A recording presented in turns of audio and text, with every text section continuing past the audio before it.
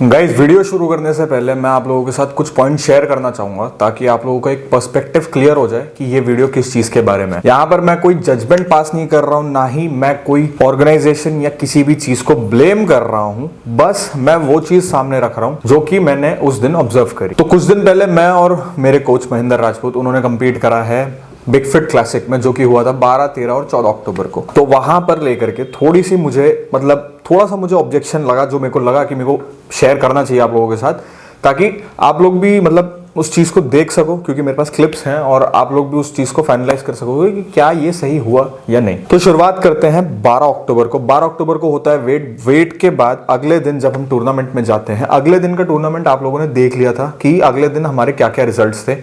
पहली जो हमारी 75 केजी की कैटेगरी थी, उसमें महेंद्र भैया सिलेक्ट होते हैं, टॉप 15 के अंदर आते हैं। मास्टर्स कैटेगरी में उसी कंपटीशन के अंदर 7th रैंक स्कोर करते हैं, क्योंकि मास्टर्स कैटेगरी में ऑल जितने भी सीनियर प्लेयर्स हैं, जितने भी हमारे इंडिया के अच्छे टॉप नॉच बॉडी बिल्डर्स हैं, वो सारे कंपीट करते हैं। तो उसमें उनकी 7th प्लेस आती है। टॉप 15 में से निकल के टॉप 10, फिर उसमें से 7th प्लेस, और टॉप 15 में वो 75 केजी के लिए अगले दिन सिलेक्ट हो जाते हैं। जिस दिन पहला दिन था टूर्नामेंट का, यानी 13 अक्टूबर, उस दिन उनकी कंडीशन बहुत प्यारी थी। पूरे के पूरे लेग्स के फाइबर अच्छे से दिख रहे थे, पूरी की पूरी एक एक्स शेप, जो जिसे देखो, मुझसे बहुत बेहतरीन लोग वहां पर बैठे थे, ठीक है। जो जजिंग पैनल था पूरा का पूरा, वो सारा का सारा मुझसे ज्यादा नॉलेजेबल है इस चीज के बारे में। लेकिन जो जितना मुझे देख के समझ में आता है कि हाँ भाई, बॉडी प्रोपोर्शनेट थी बॉडी बिल्डिंग के हिसाब से, प्लस जो पूरा एक्स शेप अटेन होना चाहिए वो आ रहा था। लेग्स पूरे के पूरे ऊपर तक स्ट्रेच हो रहे थे, फाइबर लेग की आप एक एक मसल उसमें विजिबल थी।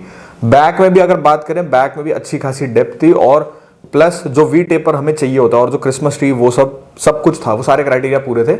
तो बॉडी बहुत तगड़ी स्टैंड आउट कर रही थी। बात करते हैं अगले दिन की। तो अगले दिन में हुआ यूं, हम लोग जाते हैं और हम लोग वेट करते हैं हमारी कैटेगरी का, और उसके बाद फिर मैं वहां पहुंचता हूं। तो मैं चाहूंगा पहले आप लोग ये व्लॉग को देखें, वीडियोस देखें, उसके बाद मैं आप लोगों के साथ चीजें शेयर करता हूं। हाँ जी सर, करोगे शुरुआत? है, बोलोगे कुछ? तो भाई आज दूसरा दिन है फाइनल्स का। अभी हम पहुंच चुके हैं स्टेडियम में, ठीक है। अभी बस अंदर की तरफ जा रहे हैं, बाहर से उस तरफ से एंट्री करेंगे। तो देखते हैं आज कौन सी पोजीशन आती है भैया की। वो ऑलरेडी पहुंच चुके हैं, मगर बस मेरे को थोड़ा काम था, इस वजह से जो है अपना स्टेडियम आ गए। और आज सारी कैटेगरीज का फाइनल है, बॉडी बिल्डिंग का भी और मेंस फिजिक का भी, और बहुत सारे नए नए भी लोग मिलेंगे यहाँ पे, काफ़ी सारे। तो आज अजय देवगन नहीं है, आज नॉर्मल चश्मे में आया हूँ। अभी अपनी है 70 केजी की कैटेगरी चल रही है। आ रहा भी मज़ा। ये अपनी 70 किलो की कैटेगरी चालू है, अभी भैया की कैटेगरी इसके बाद है। सही टाइम पे पहुँच गए हम अपने। खैर, वो तो मैं जब DSLR मारूंगा तब सूम आएगा। पूरा टूर्नामेंट सही है, ऑडियंस स्पेक्टेटर सब वहाँ, VIPs वहाँ पर भी VIPs, और आपका ये बूथ बिग मसल का, यहाँ पे बूथ है, और एक ये फिट लाइन का बूथ। बस मोर ओवरली एक्सपो से ज़्यादा कंपटीशन ही है, एक्सपो नहीं है। ओए, आज भरे हुए लग रहे हैं बहुत। वही तो कह रहा हूँ, आज अलग लग रहे हैं। आज थाई सही दिख रही है, थाई कैडी दिख रही है। हाथ ऊपर कर देना प्लीज। 3, 3, 1 on stage.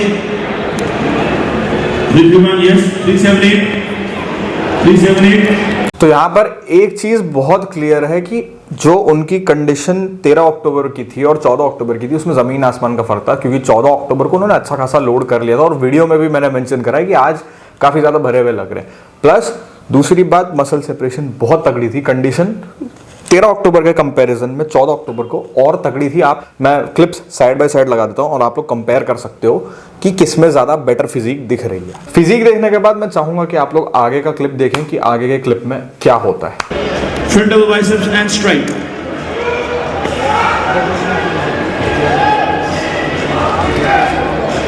हाँ जी, back double biceps and strike.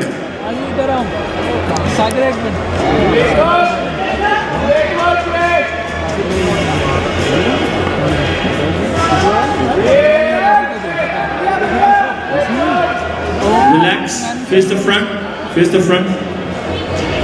अच्छा, 3, 7, 6, 4, 4, 1, 3, 7, 8, 3, 3, 1, 5, 6, 2. आप पीछे चले जाइए। One more switch, please for some. हाँ जी, front double biceps and strike.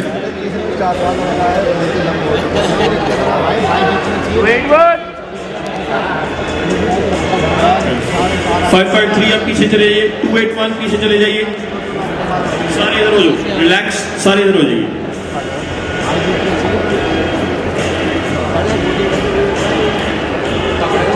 202 आप भी पीछे चले जाइए, पास आ जाइए। 127 आप सेंटर में आइए सर। ओके, मैं सारे कंपल्सरी कराऊंगा आपसे, मैं खुल जाइए आप, सारे कंपल्सरीज हो, 7 कंपल्सरीज कराऊंगा मैं आपसे। Let's go.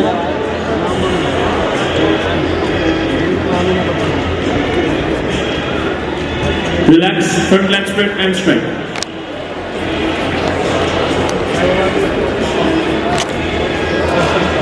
Relax,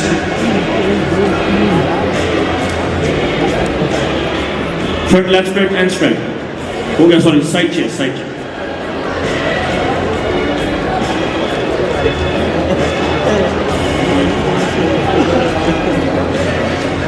Relax, back legs, back double biceps.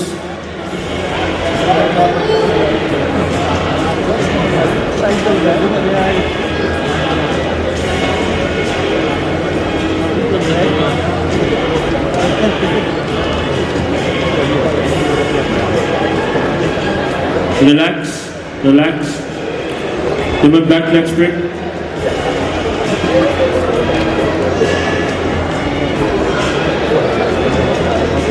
यो 575 आप पीछे चले जाइए, relax.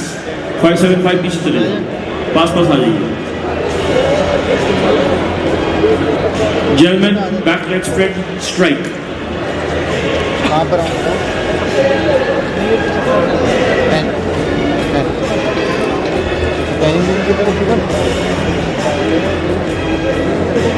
Relax, face the front, side chest, side triceps.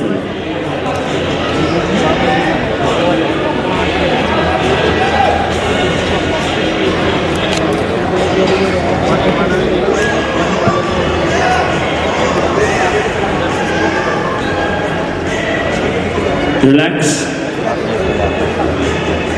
abs and thighs.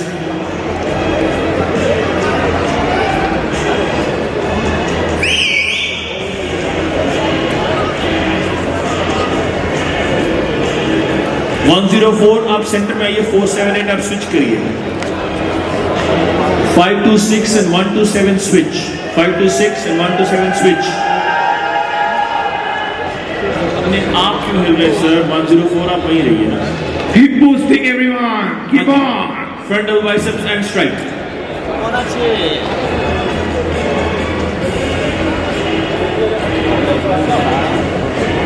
Relax, side chest।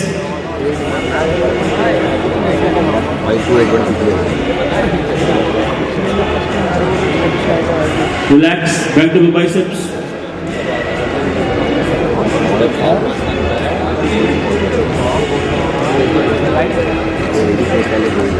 Relax,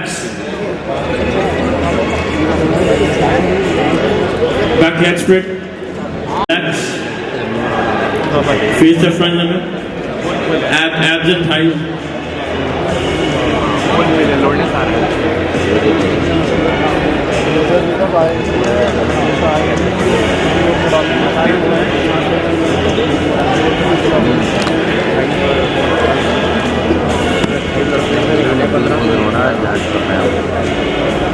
तो यहाँ पर आप उनकी पोजिंग देख करके जज कर सकते हो। हम लोग खुद इम्प्रेस थे कि भाई एक रात में इतनी तगड़ी लोडिंग कर ली है भैया ने।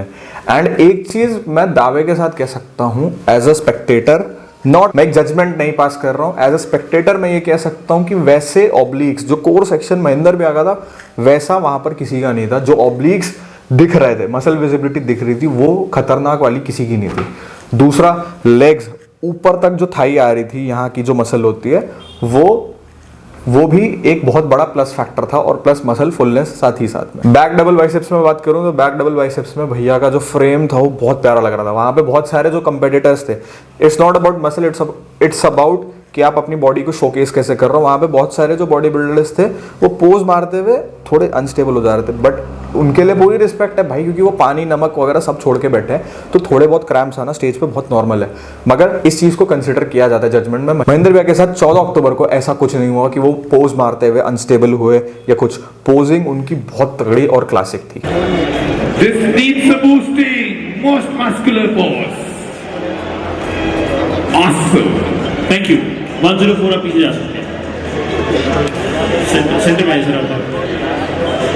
Thank you so much German, आप फाइनल में देख पहुंच पाए। Thank you. तो जैसा कि आप लोगों ने देखा कि महेंद्र भैया को टॉप 15 में सिलेक्ट किया गया, लेकिन उसके बाद जो 14 अक्टूबर को हुआ उससे मतलब जब बोला गया कि gentleman you are not in the finals, मैंने कैमरा तुरंत बंद कर दिया। हम लोग सब मतलब जो पूरी क्रू गया था सबके सब शॉक में थे कि भाई यार ये कैसे हुआ। हम लोग क्योंकि मतलब उम्मीद में थे कि वो टॉप 6 नहीं तो टॉप 10 में तो 100% है ही हैं, क्योंकि जो साथ के थे, क्योंकि उन्होंने कल ही 7th प्लेस मारी है मास्टर्स कैटेगरी में और आज वो टॉप 15 में भी कम्पीट नहीं कर पा रहे। वो भी 75 kg कैटेगरी में। बहुत सारे तगड़े बॉडी बिल्डर्स थे, मगर एक फैक्टर ये भी है कि मसल मेच्योरिटी के टर्म में कंपेरिजन किया जाए तो मेरे को लग रहा था महेंद्र भैया की मसल्स थोड़ी ज़्यादा तगड़ी लग रही थी। बट हाँ, आप लोगों के मन में एक वो बात आएगी कि हाँ मैं तो उनके साथ हूँ, उनकी टीम का हूँ, तो मैं ये बोलूँगा। लेकिन क्या आप लोगों को भी ऐसा अगर सेम लगता है जैसा मुझे लग रहा है, जैसा ये मतलब जो मैं आपको चीज़ बता रहा हूँ कि जिस बंदे का कल के दिन में 7वीं प्लेस आई है मास्टर्स कैटेगरी में, वो 75 kg में टॉप 15 में भी नहीं आया, और पोजिंग, मसल्स, सब कुछ सारे फैक्टर्स रखने के बावजूद, तो ये चीज़ काफ़ी खटकी थी हम लोगों को। और फिर हम लोग वहाँ से निकल गए थे, क्योंकि मतलब ये बिल्कुल अनएक्सपेक्टेड था। हम लोग नहीं कह रहे कि गोल्ड आना चाहिए, सिल्वर आना चाहिए, वो बात की फाइट है, वो टॉप 10 के बाद की कहानी होती है कि जब बंदा टॉप 10 में आ जाता है। लेकिन जिसने कल 7th प्लेस मारी है और आज एक अच्छा पैकेज लेकर के आया है, 13 अक्टूबर से ज़्यादा बढ़िया बॉडी वो 14 अक्टूबर को लेकर के आया बंदा, तो मतलब वो बहुत निराशाजनक चीज़ थी। और उसके बाद फिर हम लोग वहाँ से निकल गए थे, बस ये था।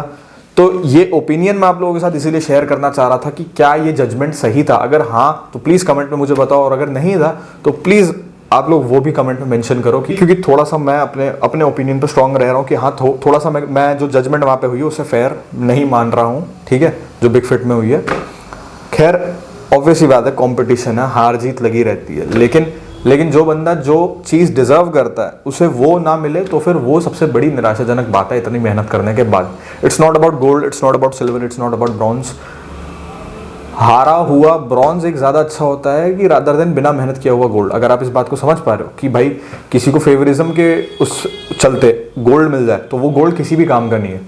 मेहनत की हार हो तो एक वो बात है कि हाँ साथ में कंपटीशन तगड़ा हो। लेकिन आपने अगर आप फेलो बॉडी बिल्डर्स को भी देखें जो वहाँ पे थे, तो मेरे हिसाब से कंपैरिजन का जो कंपटीशन था वो मतलब सिंगल हैंडेडली मेरे को लग रहा था कि उसमें टॉप 10 में उनको जाना चाहिए था। और इससे ज़्यादा मैं कुछ नहीं कहना चाहूँगा। जैसा आप लोगों को लगे आप प्लीज़ फ्री होकर के कमेंट में करें। हालांकि ये सारे कंपटीशन से कोई उतना फ़र्क पड़ता नहीं है, इट्स ऑल अबाउट कि आपकी परफॉर्मेंस कैसी है। अगले साल फिर कंपीट करेंगे, फिर देखेंगे कौन सी प्लेस रहती है, ठीक है। It's all about getting better day by day. लेकिन एज अ स्पेक्टेटर जो मुझे लगा वो मैंने आप लोगों के साथ शेयर किया। तो अगर आप लोगों को ये वीडियो और ओपिनियन पसंद आया तो गिव दिस वीडियो लाइक, नया हो तो सब्सक्राइब। तब तक के लिए आपका कर्मियों की लेता है विदा। मिलेगा आप लोगों से नेक्स्ट व्लॉग में। पीस।